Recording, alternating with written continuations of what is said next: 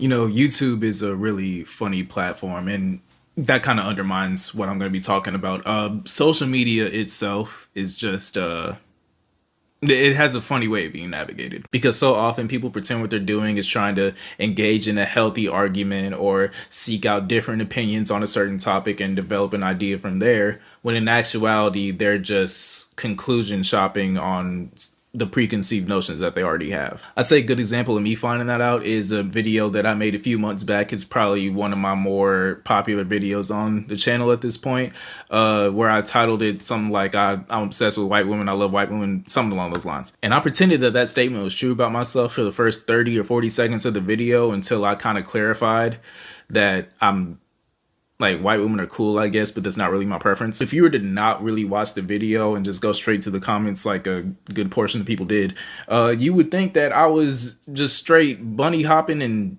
cooning. I can't say cooning. No one's watching the video anyways. That I was doing that throughout the whole video. I'm Puerto Rican and I love bunny hopping. It's my favorite pastime. My boy a certified milkman. Milk emoji, 100 emoji. What else? Aren't we all? Light-skinned brother here and me too. They can't cook for shit, but they're some of the nicest women. And I can't forget this one. This one just sticks out to me every time I go back to this video. Same here, bro. Don't know how anyone can choose a Keisha over a feminine Becky.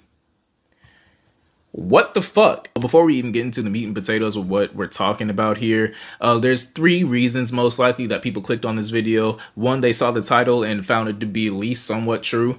Two, they're just here to hate watch and ready to leave a comment knowing they didn't even watch the video. And three, they were just genuinely shocked at what the title was and they're trying to find out what I say. But the first two are the most likely. So let's get into the nitty gritty. My last video was discussing Danae Davis and Gucci Third Leg and that whole situation with her being a victim of his abuse and him being a super spreader and a bunch of other things. Go ahead, check it out. And anyone who's been on the internet for a reasonable amount of time can tell you that, like, the rhetoric of, oh, she deserved it, she had what's coming to her, whatever, that's common. And that's mostly common because of the patriarchal misogyny that is a general societal norm, especially in America. There's a good amount of the population that thinks that sex workers are less than people and they don't deserve love, they don't deserve the general rights that a lot of other people are allotted, and they're just the scum of the earth. These tend to be the same people that think safety has a dress code, and if you go out dressed a certain way and you get touched non-consensually,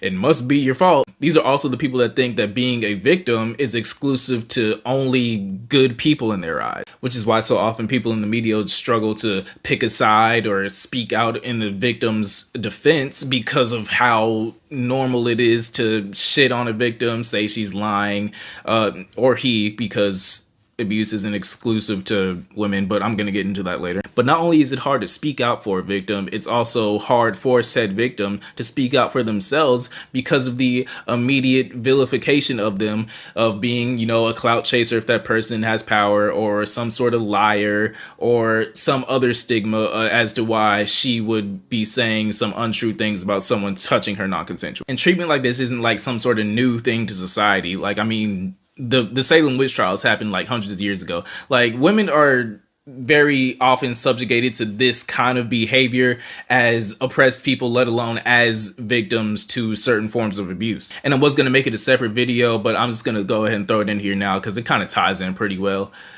Diddy jokes aren't that funny. When Hurricane Helene first struck my home, the first two things that I saw when I got back onto the internet was Donald Trump dropping some weak ass Timberlands, which is like another topic for another day, and people running with the whole baby oil thing. And I don't be running with it as in like, oh, just leaving a comment under a Diddy related post like, oh, 1,000 bottles of baby oil is crazy, because 1,000 bottles of baby oil is really fucking crazy, and that kind of does have to be acknowledged. But I mean, for like the niggas who bought like 20 bottles of baby oil just to like get a joke off for a TikTok and like pretend to essay one of their friends as part of the joke, what? And I'm not saying that this necessarily happened where I'm at, but the fact that there was even a chance that a mom potentially couldn't get baby oil when the stores opened back up just because some nigga wanted to get a TikTok off, it kind of rubs me the wrong way. Not only that, but me, I'm stepping out of the blanket here because I'm getting hot.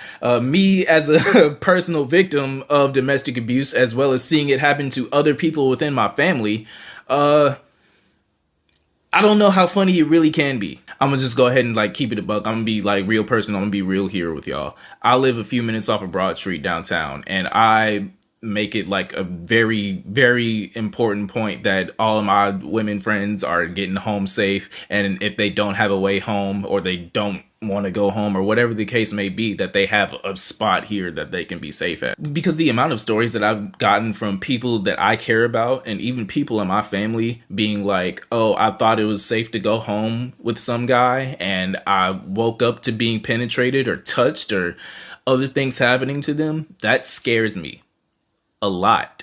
And I think it should scare a lot more of you niggas. Because in my eyes, I can't fathom any situation where any of those women that I deeply care about deserve that, or where that's a fucking joke. Like, I don't get it. I just don't get it. But with all that being said, I know some misogynist is gonna hop in my comments with like, oh, she isn't gonna let you hit her, some other stupid ass joke that they make. So if you are that person, I want you to tell me, who does deserve to be abused?